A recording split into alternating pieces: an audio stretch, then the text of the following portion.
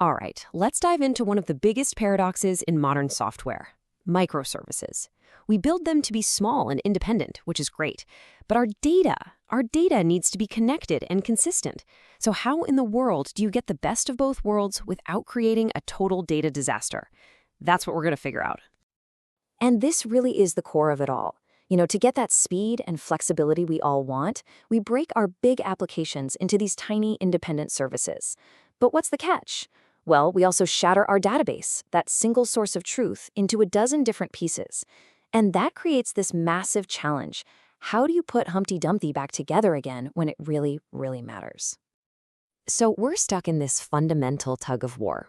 On one hand, we want each service to live on its own little island, totally independent. But then, a single customer action, something as simple as placing an order, demands that all those islands work in perfect sync. You need both independence and consistency. So how on earth do you pull that off? The solution starts with a simple but pretty radical rule: database per service. Think of it like this. Every single microservice gets its very own private database, and no other service is allowed to touch it directly. This is the absolute first step to enforcing that strict independence we're after. But of course, there's always a trade-off, isn't there? On the one hand, you get these huge wins: total independence, easier scaling, and great fault isolation. If one service's database goes down, it doesn't sink the whole ship. Awesome. But look at the other side. The cost of that freedom is a mountain of new complexity. Suddenly, making sure data is consistent across services is a total nightmare, and simple queries now have to hop across a dozen different systems.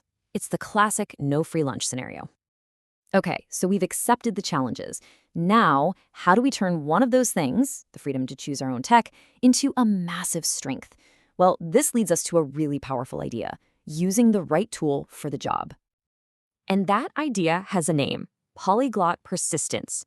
It's all about escaping that one-size-fits-all database trap. Instead of forcing every team to use the same technology, each team gets to pick the absolute perfect tool for their specific job.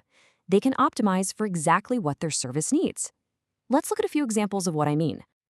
So, take a user service. You're dealing with critical account info, right? You need absolute guarantees that every transaction is rock solid and reliable. This is where a classic relational database like PostgreSQL just shines, thanks to its strict ACI properties. It makes sure every single change is atomic and consistent. But then you've got something like a session service. And here, all you really care about is speed. I mean, blazing fast access to temporary data. An in-memory store like Redis is literally built for this. It's all about speed, speed, speed. And what if you have a search service? Well, you need powerful text searching capabilities. Elasticsearch is pretty much the undisputed king here.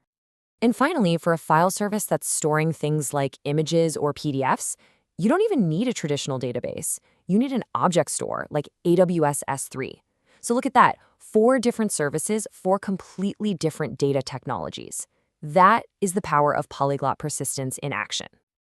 Okay, so we've given our services their freedom and the perfect tools for the job. But in doing that, we've just made our original problem even bigger. How do we make sure that a single customer order, which now touches all these different systems, either succeeds completely or fails gracefully as one single unit? The solution is this incredibly powerful pattern called a saga.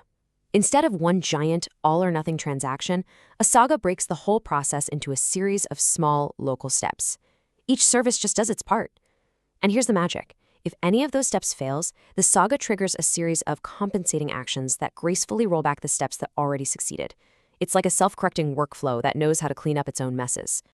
Now, sagas basically come in 2 main flavors. First, there's choreography. It's decentralized. Services just listen for events from other services and react accordingly, kind of like dancers improvising on a stage together.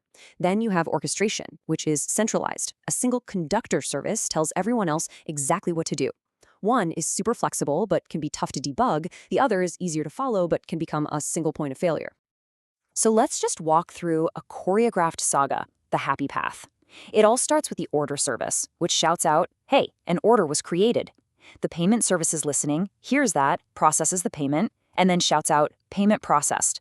This kicks off this beautiful chain reaction flowing from one service to the next, with each step triggering the next one down the line.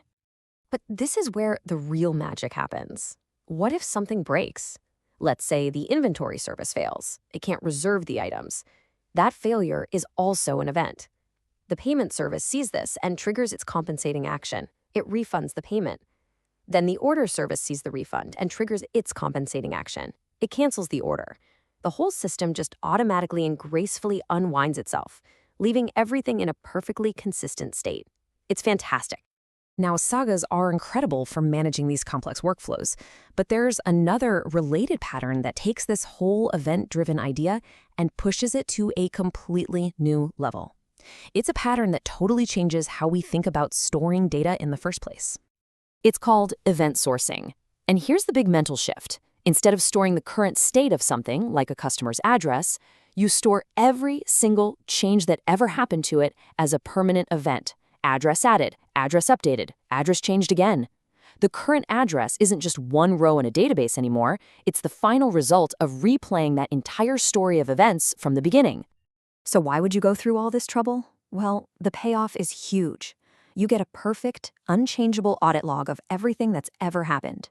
You can literally time travel, reconstructing the state of your system at any point in history, which for debugging is an absolute superpower.